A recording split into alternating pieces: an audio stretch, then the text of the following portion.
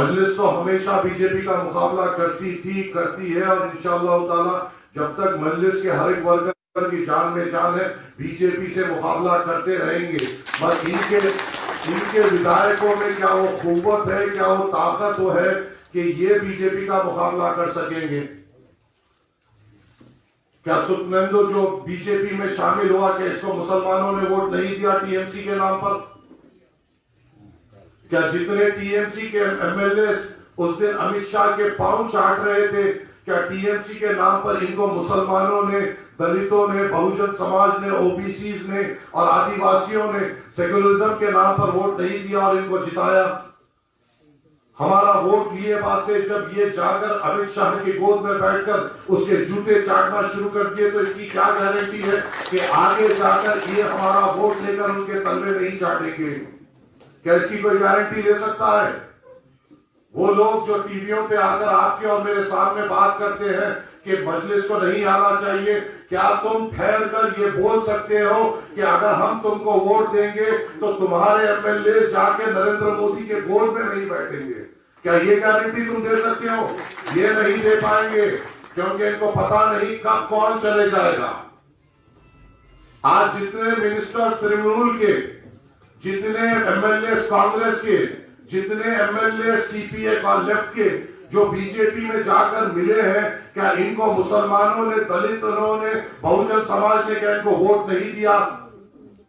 इन पे भरोसा करने के काबिल नहीं है। कल अगर खुदा ना खास्ता इनको जरूरत पड़ेगी तो कुछ पैसों की लालच में या ओहदों की लालच में या पोस्ट की लालच में ये जाके उस अमित शाह, उस नरेंद्र मोदी के तलवे चाटने में कोई कसर नहीं छोड़ेंगे और वहां पर बैठकर झुककर चाटेंगे।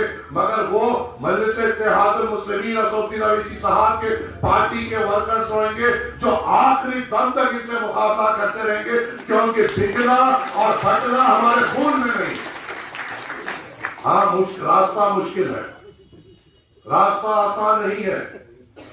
बहुत सारे लोग आकर आपके और मेरे सामने बहुत सारे बातें करेंगे, मगर हमें डरने और घबराने की जरूरत नहीं। हम पर इल्जाम लगाने की कोशिश करेंगे, केसेस बुक करने की कोशिश करेंगे, झूठे इल्जाम लगाने की कोशिश करेंगे। हाँ, मगर याद रखो, अगर किसी के दिल में डर है कि हमारे पर झूठे केसेस बुक हो जाएंगे, अगर किसी के दिल में डर है कि मुझे कौन से पहले अपने आप के बारे में सोचना है, अगर किसी के दिल में यह है कि हरे परचम से ज्यादा मेरी जिंदगी अहमियत रखती है, तो ये जगह आपके लिए नहीं है। मजलिस इत्तेहादुल मुस्लिमीन बेखौफों की जमात है, निडरों की जमात है, कमजोरों की जमात नहीं है, जिसके बाजों में इतनी कुव्वत रहनी चाहिए कि वो मजलिस इत्तेहादुल मुस्लिमीन के झंडे को उठा सके। उसके दिल में इतनी जज्बा होना चाहिए, ईमानी जज्बा होना चाहिए कि वो अपने से पहले अपने भाई के बारे में सोच सके, तभी जाके हम कामयाब हो पाएंगे। और छोड़िए ये सरखेज गुलामों को जो मजलिस इत्तेहादुल मुस्लिमीन पे इल्जाम लगाते हैं। हिंदुस्तान की आजादी के बाद क्या हमने कभी बीजेपी या कोई कम्युनल पार्टी को हमने कभी वोट दिया? हमने हर किसी पे एहसानात किए, हमने हर किसी को अपने वोटों की भीख से प्रधानमंत्री की कुर्सी पे बिठाया, मुख्यमंत्री की कुर्सी पे बिठाया। मगर इन 70 सालों में मुझे ये बताइए, क्या हमारे नौजवानों को रोजगार मिला? हमारे नौजवानों को अच्छी तालीम मिली? हमारे बुजुर्गों के लिए अच्छे अस्पताल खुले गए?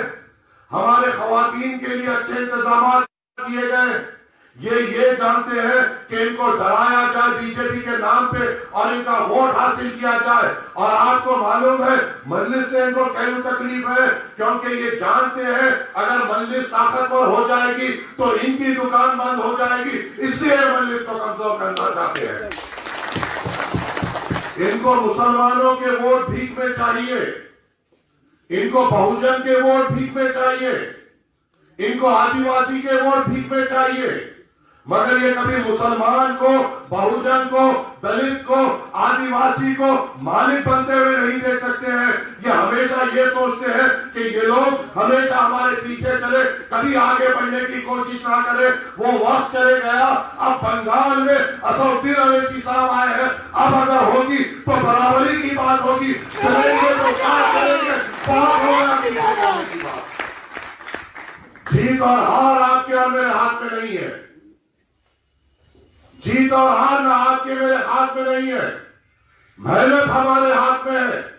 जीत और हार का फैसला अगर आपके और मेरे दिल में ईमान है तो जीत और हार का फैसला अल्लाह के हाथ में है। मेहनत करने से हम पीछे नहीं हटेंगे, बाकी जो अल्लाह की मर्जी हो।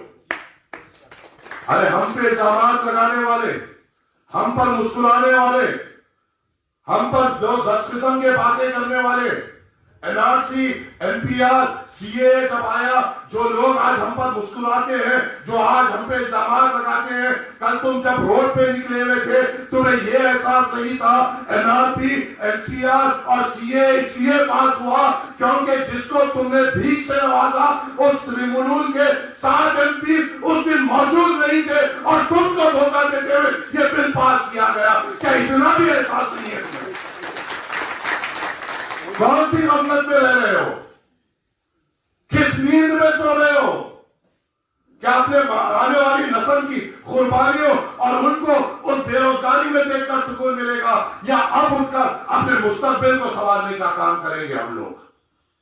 बोलने वाले बहुत बोलेंगे, आने वाले बहुत आएंगे, मगर किसी में इतनी हिम्मत नहीं कि हमसे आकर मुकाबला करें, क्योंकि हम वो है जो हरे परचम के सिपाही है और दिल में खौफ खुदा रख के चलते हैं और ये यकीन रखते हैं मौत तो फर्क है, चाहे अब आए या कल आए, तुम क्या कर लोगे हमारा। ये जज्बा लेकर हम आगे बढ़ते हैं और इंशाअल्लाह ताला आप लोगों का साथ रहेगा, आप लोगों की जुस्तजू रहेगी, आप लोगों की मेहनत रहेगी, तो इंशाअल्लाह हम मजलिस के एमएलए को उस असेंबली में पहुंचा के रहेंगे।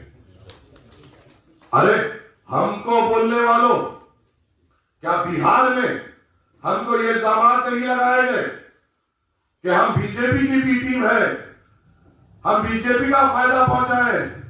फिर इलेक्शन के बाद हमारे पीछे क्यों पड़े हुए थे कि आपके 5 एमएलए को हमारा साथ दे दो ताकि हमारी हुकूमत बन जाए?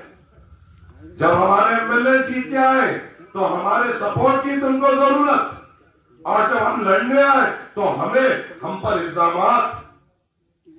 अरे असल तो कमजोर तुम लोग हो। यहां के तृणमूल के भी लोगों को हम कहना चाहते हैं, चाहे तुम जो समझते समझो, चाहे हमें दुश्मन समझते तुम्हारी मर्जी, चाहे हमें दोस्त समझते तुम्हारी मर्जी, चाहे हमारे खिलाफ लड़ना चाहे तुम्हारी मर्जी, हमें साथ लेना चाहे तुम्हारी मर्जी, मगर तुम में, तुम्हारे लोगों में और नरेंद्र मोदी में और अमित शाह में इतनी ताकत नहीं कि असदुद्दीन अवैसी के कदमों को रोक सके। तुम सब भी मिलकर आ जाओ, तो भी मिल सकते हाजिर करनी बंगाल में बड़ी ताकत से अपनी इलेक्शन लड़ेगी। हमारे दरवाजे सबके लिए खुले हैं। हम चाहते हैं कि सब मिलकर इस बीजेपी के हुकूमत को रोके, मगर इनको हमारे वोटों की भीख की तो जरूरत है, मगर हमें उठता हुआ नहीं देख सकते। हमारे वोटों की भीख की तो जरूरत है, मगर तुमको लीडर बनते हुए नहीं देख सकते। हमारे वोटों की भीख की तो जरूरत है, मगर तुमको नौकरी नहीं दे सकते।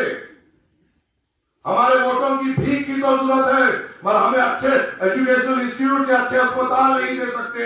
इनका बस एक ही मकसद है कि आप और हम बहैसियत गुलाम रहे और इनको फिर वोट देते रहे, इनको इख्तियार की कुर्सी पर बिठाए और ये हमारे में से उनको चुने जो इनके गुलाम हो। ये बोले तो उठे, ये बोले तो बैठे।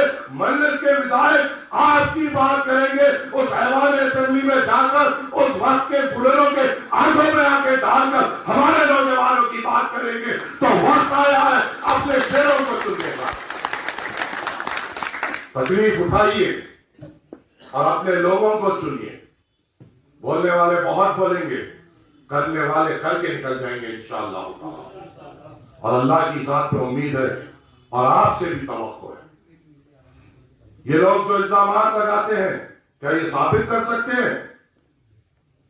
हर तरफ बीजेपी का कोई मुकाबला कर सकती है तो उसे मजलिस इत्तेहादुल मुस्लिमीन है। क्या हुआ था? क्या तुम्हारे एमपीज के हाथों में मेहंदी और पांव में मेहंदी लगी हुई थी जो लोकसभा के इलेक्शन में 18 सीट हार गए? जब क्या मजलिस आपके दरमियान में थी? या कमजोरों को ठहराया गया था मोदी को कामयाब करने के लिए? क्या हमने नरेंद्र मोदी को वोट दिया? क्या हम लोगों में से, बहुजनों में से, मुसलमानों में से, आदिवासियों में से क्या हमने नरेंद्र मोदी को वोट दिया? तो फिर जीता क्यों? जीता इसलिए क्योंकि ये लोग कमजोर थे। अब ताकत देने की जरूरत है और ताकत सिर्फ मजलिस इत्तेहादुल मुस्लिमीन दे सकती है।